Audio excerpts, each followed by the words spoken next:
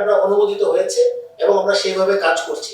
Second হলো আমরা জাইকার মাধ্যমে কয়েকটা প্রজেক্ট নিয়েছি সোর্স সেগ্রিগেশন, যে আমরা ওয়েস্টটাকে রিডিউস করা বা আমাদের তো জিরোর পরিবর্তে আমাদের জাইকার মাস্টার প্ল্যান অনুযায়ী বলা ছিল ওয়েস্ট 32 সালের ভিতরে কত পার্সেন্ট আমাদের রিডিউস করতে হবে।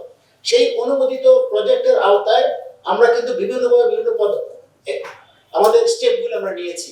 আমরা কিন্তু দুইটা জিগাতলা এবং ধানকুন্ডিতে আমরা পাইলট প্রজেক্ট করেছি, যেখানে সোর্স সেগ্রিগেশন আমরা করেছি। আমরা মোটিভেশন লেকচারগুলো আমরা দিয়েছি। আবার নতুন করে আমরা আশা করছি আগামী মাসে আবার নতুন করে জায়গা একটা প্রপোজাল দিয়েছে, এটা final stage of approval.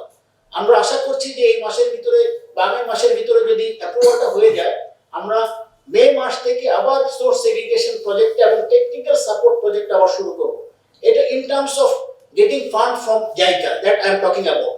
But আমরা কিন্তু সরাসরি কোনো এনজিও বা গভর্নমেন্ট লেভেল থেকে আমাদের কার্বন এমিশন রোধ কল্পে কোনো প্রজেক্ট বা ফান্ডিং আমরা এখানে কিন্তু সিটি কর্পোরেশন আমরা পাইনি, জাস্ট আপনার অবগতির জন্য।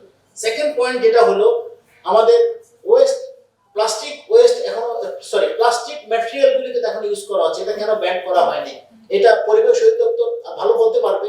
আমি সিটি কর্পোরেশন একজন মেম্বার হিসেবে কিন্তু বিভিন্ন জায়গায় যখনই আমাদেরকে বলেছে, আমরা কিন্তু গত 6-7 এবং আমাদের আইন হওয়ার পর থেকে অনেকদিন ধরে কিন্তু প্লাস্টিক ইউজ ব্যান করা হয়েছে। আমাদের সিও মহোদয় বলেছেন যে আমাদের এই টেবিলেও কিন্তু আগে আমরা প্লাস্টিক পানির মগ বা গ্লাস ইউজ করা হতো, সেটা কিন্তু আমরা এখানে সরকারিভাবে কিন্তু আমাদের মন্ত্রণালয় এবং বিভিন্ন জায়গায় কিন্তু প্লাস্টিক ইউজ করা বন্ধ করা হয়েছে।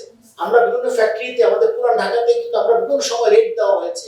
র্যাব, পুলিশ এবং পরিবেশ অধিদপ্তরের সদস্যদের বিনিময়ে রাত্রেবেলা কন্টিনিউয়াসলি রেড দেওয়া হয়েছে। বিভিন্ন সময় কিন্তু বিভিন্ন আইটেমগুলি ধরা হয়েছে। আপনি মার্কেটে যদি যান, আমরা কিন্তু স্বল্প মূল্যে কিন্তু পরিবেশ অধিদপ্তরের মাধ্যমে কিন্তু ব্যাগগুলি সাপ্লাই দেওয়া হচ্ছে। সো এটা শুরু হয়েছে।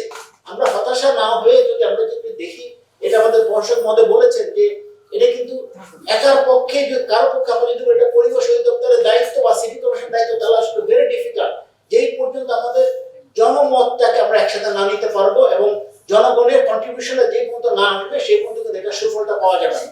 আমরা যত এটা ব্যান করি না কেন, যত আইন প্রয়োগ করি না কেন, আলটিমেটলি কিন্তু এটা ফাঁক করে কিন্তু আবার এটা কিন্তু বাজার এস্টাবলিশ হয়ে যাবে। সো আমরা শুরু করেছি, হতাশ না হয় আমরা সবাই যদি সমন্বিতভাবে আমরা যদি কাজ করি, তাহলে হয়তো এটা একটা সুফল পাওয়া সম্ভব হবে।